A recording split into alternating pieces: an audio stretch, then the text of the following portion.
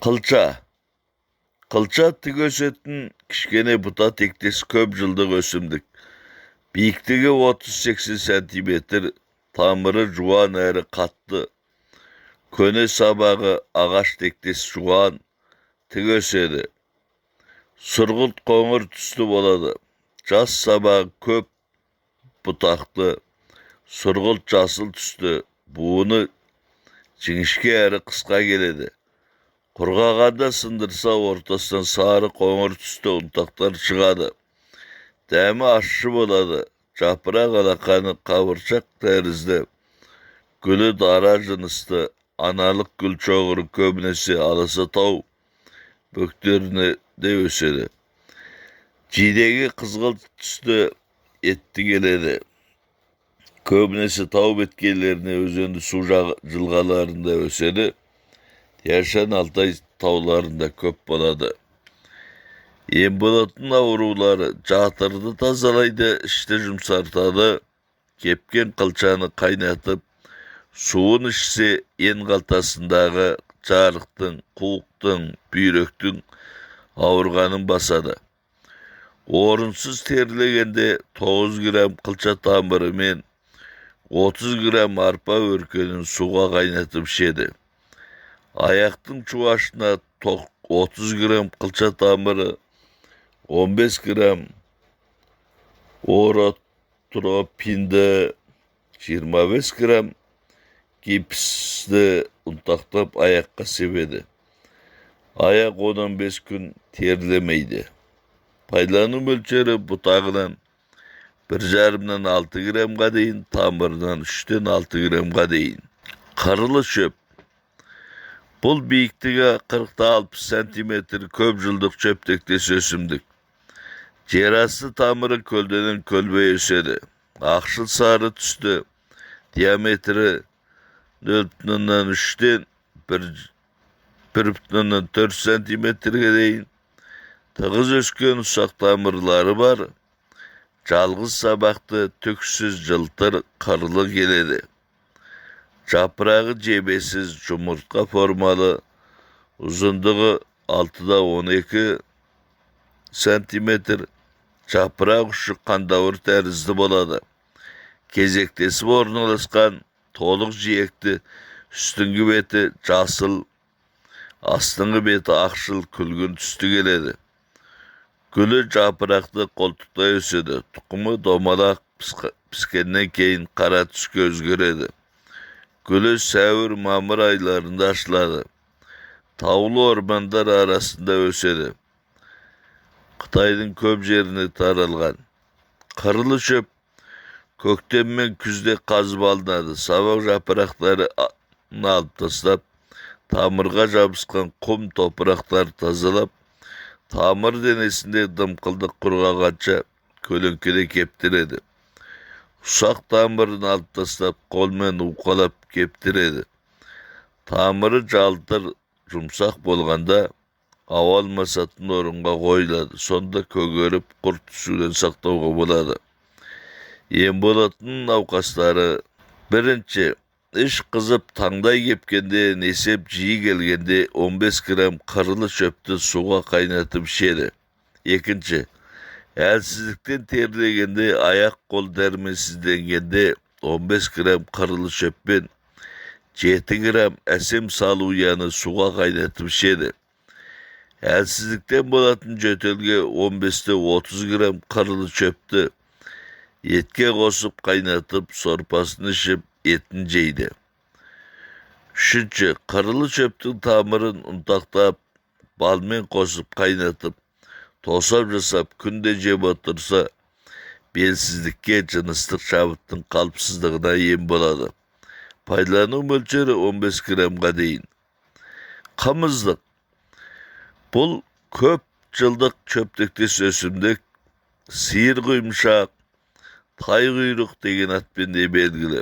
Биіктігі 1 метрдей, тамыры етті, ортасынан жарып қарағанда сары түсті, сабағы тік әрі жіңішке, жырашықты келеді. Түп жағында жапырақтар ұзын сабақты, жапырақ алақаны тар, ұзын сопақша формалы, Ciyegi tolkundalgan sabağında ösетін жапырақтары жіңішке әрі ұзын, сабағы қысқа, жапырақ қынапшасы түтікше тәрізді, қайың тектес болады. Үлкен шашақты гүлі çoğuрлы, аталығы 5 дана, кішілеу гүлі солғын жасыл түсті болады. Жемісі 3 қырлы сопақша келеді. Көл жар қабақтарында көп өседі. Шыңжаң барлық жерінде кездігеді. Қымыздықтың тамыры ауруға ем болады. Күз маусымында тамырын қазып алып, кептіріп турайды. Çöбінен де жапырағынан да дәрі жасайды. Бірінші, қуық тұтылғанда 9-12 грамм қымыздықтың тамырын қайнатып ішеді. Екінші, қан құсқанда үлкен дәреттен қан аралас келгенде, қымыздықтан тікен қурай және жер бояудың өртеген күлінен 12 грамнан қуырылған томаға чөптен 9 грамм суға қайнатып ішеді. Үшінші, көз қызарғанда 3 грамм қымыздықты талқандап, ананың омырау сүтімен араластырып, буға пісіріп, көзге таңады. Сонымен бірге тамырының 9 граммын суға қайнатып ішеді. Төртінші, қымыздықтың тамырынан белгілі мөлшерде алып жаншып, сыздауыққа таңады. Пайдалану мөлшері 9-12 грамм. Денеге жағу үшін белгілі мөлшерде жасалады. Лобныр кендірі. Бұл көп жылдық çöptектес өсімдік. Қызыл кендір, кішкене гүлді лоб кендір деп те айтады. Биіктігі 1-2 метр. Өн бойында желім тәріздесі ақ сұйықтығы болады. Сабағы жылтыр, түксіз тік өседі. Жоғарғы бөлігі көп бұтақты, сабақ қабығы көп бұтақты, мықты болғандықтан сапалы жабайы талшықтар қатарына жатады. Сабағының күнге қараған жағы қызғылт көк түсті болады. Жапырақтары қарама-қарсы орналасады. Ұзын дөңгелектеу қандауыр тәрізді, ұшы доғалдау, үшкіл келеді. Ашалы гүл çoğuru болады. Гүлі қызғылт түсті, қоңырау тәрізді, қимық жемісі, бұршақ тәрізді, ішінде қырбар қоңыр түсті тұқымы болады. Өзеннің төменгі аңғарларында, сорлы çöpті жерлерде, егістік жерлердің маңайында өседі. Бүкіл Шыңжаңға таралған. Лобныр кендірінің жапырағынан дәрі жасалады. Жапырағын гүл ашқан соң жинап алып көлеңкеде кептіреді. Кермек дәмді азырақ улы келеді. Ем болатын аурулары ыстықты қайтарып, бауыр қызметін жақсартады. Жүректі қуаттандырып, жүйкені тыныштандырады. Несепті молайтып, ісікті қайтарады. Бірінші, қан тасығанда, бас ауырып, көз қарауытқанда, ұйқы қашқанда 3-5 грамм лобныр кендірінің жапырағын қайнаған суға бұқтырып чай орнына ішеді. Екінші, тұмаудың алдын алу үшін 500 грамм лобнырдың кендір жапырағына 5 литр су қосып, 2,5 литр қалғанша қайнатып, күніне 100 миллилитрден 2-ге бөліп ішеді.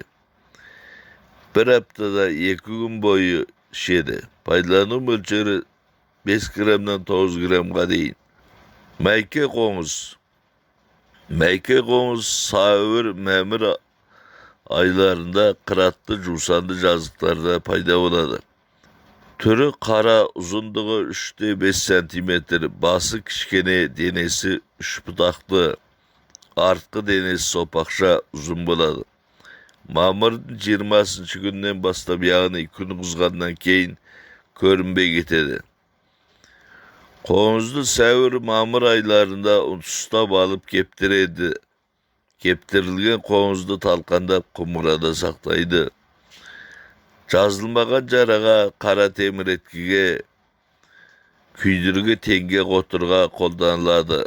Жараның аузына талқандалған дәріден аз мөлшерде себеді. Улы болғандықтан ішуге болмайды. Мақсары. Bul ekpe kızıl gül zaranza dep de ataladı. Bir yıllık çöptektes ösümdük. Büyüklüğü 100 santimetrey boladı. Köp butaklı, sabağı tügösedi. Sırtı akşıl sarı tüstü, uzun joldu, sızıktı keledi. Sagaksız yaprakları kezektesip ornalısadı. Katlı yaprağının ciyeginde sirek tikenler ösedi. Çok baskül çoğuru basında ornalıskан. Baskül oranışı köp kabatlı ciyeginde şukur tikenleri boladı. Gülü kızıl tüstü, tukumça jemisi ak tüstü, jumurtka formalı boladı. Şınjağın barlık жерinde koldan egiledi. Aşçı demde жылы uğsuz boladı.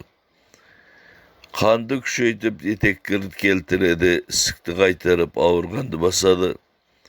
Birinci, neresi işte ölüp kalganda, balanın joldası tüspegen jagdayda belgili mölçerdegi maksarını kaynatıp 2 şülös işedi. Ekinci, kulaktan buluk akkanda 1 gram maksarı men 30 gram aş udasını talkanda kulaktın işini örleydi. Üçüncü, jığılıp jarılanganda 1 gram karandız, 1,5 gram maksarı jane 1,5 gram kızılmayan talkanda sarı arakpen işedi. Dördüncü, kartayıp eti kaçkan adamları kuatlandırı üçün 30 gram maksarını jançıp onu 250 gram suğa kaynatıp samasın süzüp taslap belgili mölçerde kızıl çeker kosup 30 milligramdan bir mezgil işedi. Beşinci, yetekkir gelmegende yetekkir bir neçe ay boyu kelmey iştin tömengi jağı avursa 9 gram ayı baldırgandı, 9 gram kızıl çukunuktu, 6 gram isti tamırdı, 9 gram şabdal denin, 9 gram maksarını suğa kaynatıp işedi. Altıncı, emçektin sütünü su aldırı üçün 6 gram maksarını 15 gram kuvurulgan tebettik kortkunu 15 gram kuvurulgan arpa örkönün suğa kaynatıp işedi. Жетінші, kızıl murun avruğuna maksardan 9 gram, kızıl çukunuktan 9 gram, şabdal derinin 12 gram, isti tamırdan 9 gram, çeki jemjemilden 3 dal, ekpe sarımsak ağıdan 3 bölügün suğa kaynatıp därlilik sarı arakpen işedi.